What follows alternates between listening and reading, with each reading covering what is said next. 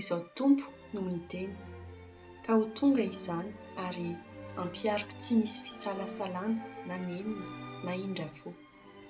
Araka ny toetranao sy ny asanao no anameloana anao. Teny entitra avy amiko Tompo Andriananahary izany.